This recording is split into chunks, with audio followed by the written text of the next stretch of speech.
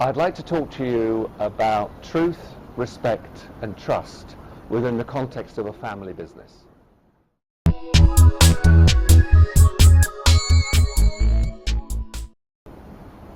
It's about telling the truth and how people tell the truth. And I learnt about telling the truth and being direct from a UK individual called Sir John Harvey Jones, who I had the great privilege of getting to know well, and he did the forwards to my early books. John Harvey Jones was the chairman of ICI, and he had a television program called The Troubleshooter, where he went into companies, some of whom were very large family businesses, and he was extremely direct with people. Indeed, on one occasion he advised somebody that they should reconsider their day job on national television. And everybody loved this guy because he was so able to tell the truth. And one day I asked him how it was he was able to be so blunt. And what he said was, it's very simple. Out of respect for who I'm talking to, I will always tell them my truth, whether they're the chairman of a major listed company or whether they are somebody who's just sweeping the road, because to tell somebody anything other than the truth is not to respect them. That's not to say they would like the truth that I would tell them, he said, but it's up to them to process it in their way. So if you take the idea that telling somebody the truth is to respect them and not telling them the truth is not to respect them, you take a case of a family business and you take the case of a family business where there is a cultural hierarchy, for example, let's say in India, where out of respect for the elder, the son won't tell his father what he really thinks. He'll tell his father what he wants to hear. And as a result of that, that person, out of respect, is telling his father what he wants to hear, but it's not this individual's truth. And thus, the son is actually disrespecting the father because he isn't sharing his real truth. And I think that goes to the very nub of what is the family business dilemma and the paradox that exists around the concept of family and business. And I can illustrate this in a story, which it's a pretty sad story, but it shows the consequences of not being truthful to yourself and not telling people your truth.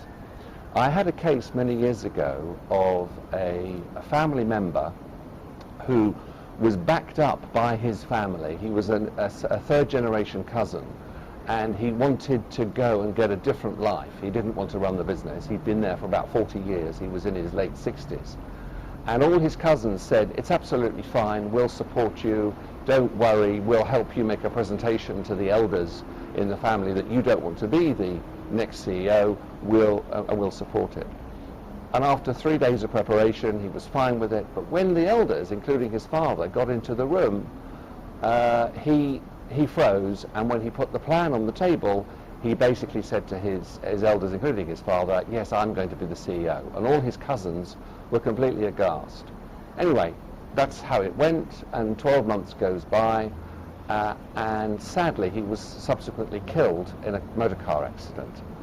And when his father found out that he didn't actually want to be living in that particular country because he didn't want to be the chief executive of the group, and the father realized that his son didn't have the capacity to tell him the truth, he was devastated just as much as he was having lost his son. And he said to everybody, how come my son never told me the truth? Why didn't anybody tell me? And of course the answer was, well, out of respect for your wishes.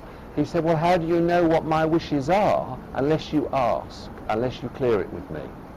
So there's a very powerful story of how disastrous it can be if you, in a family business context, don't tell the truth for you as you see it to somebody else because it's not respectful.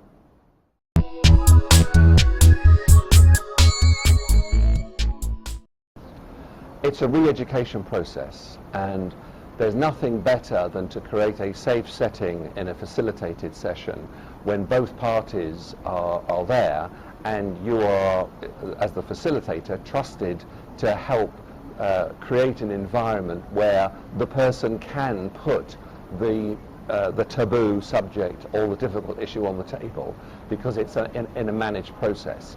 If you leave the individuals to it by themselves, it often ends up in a disaster.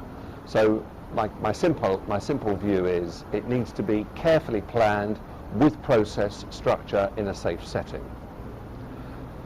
And that really brings me on to the second point. Having talked about truth and respect, I'd like to just touch on the word trust. And I think trust in a family business is a word that is bandied around, but if you ask people to define what trust means, you'll get different answers. And I'd like to share some thoughts around what does trust mean. And the best definition that I've heard of this word is a professor called Barbara Mitzel, and she maintains that trust, it comprises of three constituent elements: sincerity, reliability, and competence.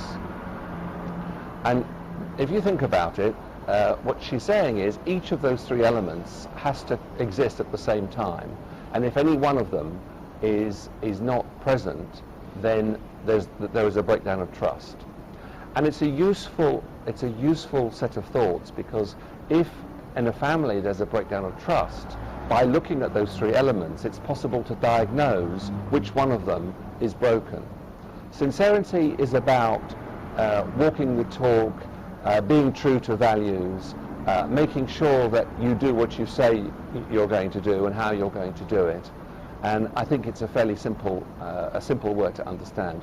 Reliability is also around, in a family context, being reliable, being there, being able to do exactly what you say at all times. And competence is obviously the idea of what you do it properly, and you don't do it in a slovenly way, and you don't cut corners, but what you do thoroughly, professionally, and in a competent manner.